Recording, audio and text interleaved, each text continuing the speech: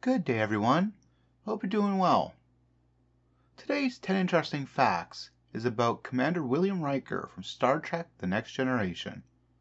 He was a good first officer for Captain Picard and the Enterprise. So, let's get into it. Number 1. A descendant of Yankee forebears, William Thomas Riker was born in 2335 to Kyle and Betty Riker in Alaska on Earth. His distant ancestors included Thaddeus Riker, a Union Army colonel who fought during the American Civil War of the mid-19th century, and a particularly rugged great-grandfather of note. Number 2. Betty died when Will was only 2 years old, leaving his father to raise him alone. The Rikers remained in Alaska at Betty's wish. The only thing which kept Kyle going was Will, but he did not feel as if others could discuss the situation with him, even when Will was older. The memories of Betty's presence at their Alaska home were also painful for both.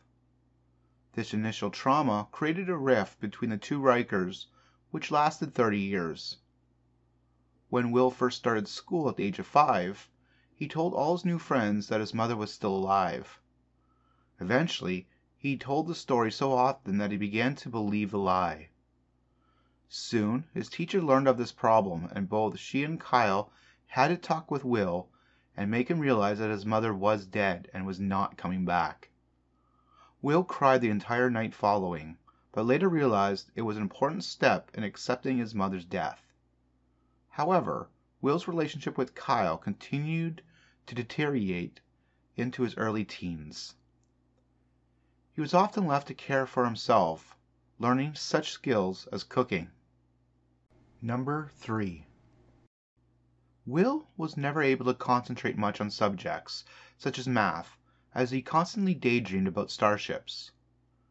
In 2344, Will and his father went on a fishing trip. Will was able to hook a large fish, but Kyle insisted on reeling the fish in. This incident bothered Will for many years. He also practiced jiu-jitsu with his father. By 2347, when Will was 12, Kyle admitted that his son's skills at the sport were superior. Will did not know that the only reason why he kept losing was because his father used illegal moves. Number 4. Will entered Starfleet Academy in 2354. Paul Rice was at the Academy at the same time, and they were friends. Riker's superintendent was Vulcan, who had taken the time to memorize the personnel files of each and every cadet. During his first year, Riker felt at odds with everyone, as if the world was against him.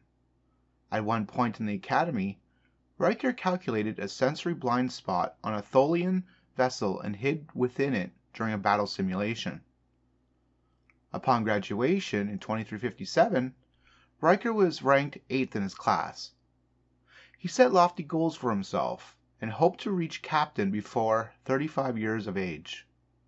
Riker's Starfleet serial number was SC-231-427. Number 5. 7 months after graduation, Ensign William Riker's first posting was the USS Pegasus under the command of Eric Pressman.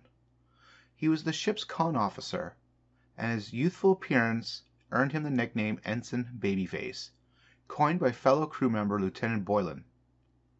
Phil Wallace was another of Riker's friends aboard the Pegasus. Fresh from the Academy, Riker was still somewhat serious about his work.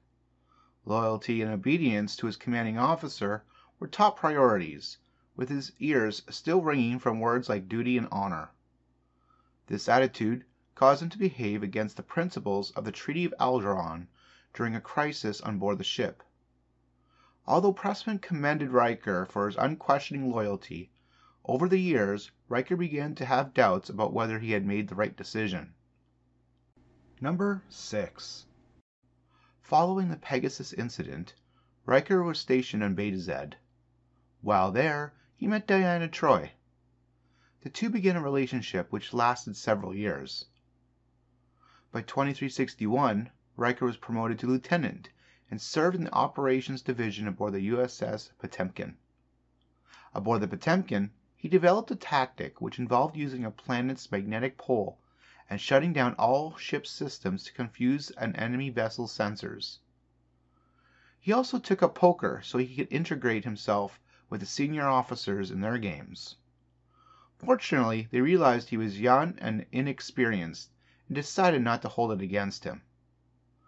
Later, Riker received a promotion to lieutenant commander for exceptional valor during a mission. He was quickly posted to the USS Hood as first officer. Number 7. Riker's commanding officer on the Hood was Captain Robert Desato. His service aboard the ship was exemplary, despite an incident where Riker, risking a court-martial, refused to allow Captain Desato to transport to a hostile planet situation on Altar 3. Riker was offered his first command, that of the ill-fated USS Drake in 2364. However, he turned that down for a far more enticing offer. Number 8. William Riker was promoted to commander and first officer of the newly launched USS Enterprise D in 2364. He was ferried to the planet Deneb 4 by the Hood and met the Enterprise at the planet. The ship had undergone a saucer separation after being threatened by the entity known as Q. Riker reported aboard the Star Drive section and was briefed about the current situation, and was ordered to perform a difficult and unusual manual docking with the saucer module, which he conducted very well. Riker was an accomplished tactician, inventing several strategies while serving aboard various starships. He apparently acquired a reputation for unorthodox solutions, as Enterprise's second officer Data estimated he only used traditional tactics 21% of the time. Number 9. Riker transferred to the new USS Enterprise E in 2372, along with most of the senior staff of the Enterprise D. In 2373, the Enterprise took part in the Battle of Sector 001 against Starfleet orders.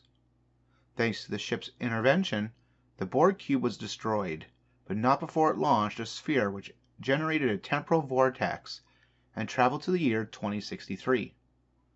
The Enterprise pursued and destroyed the sphere before it could prevent the first flight of Zefram Cochrane aboard the Phoenix warp ship. The Phoenix was damaged during the attack, and several Enterprise E crew members assisted Cochrane in repairs. Riker also needed to convince Cochrane of the importance of his first warp flight, as Cochrane considered canceling it following the Borg attack. Riker, along with Geordi LaForge, was present on board the Phoenix for Cochrane's historic flight. Number 10. By 2379, Riker decided to accept promotion to captain of the USS Titan, assuming command of the ship that year. Troy also transferred to the Titan. Following Riker's assuming command of the Titan, they were dispatched to the Romulan Neutral Zone to serve as command ship for a diplomatic task force. Of course, there's a lot more we could talk about when it comes to Riker. There's a lot of information. Did you like Riker? And do you think he should have accepted promotion sooner? Let me know your thoughts. Take care and have a great day.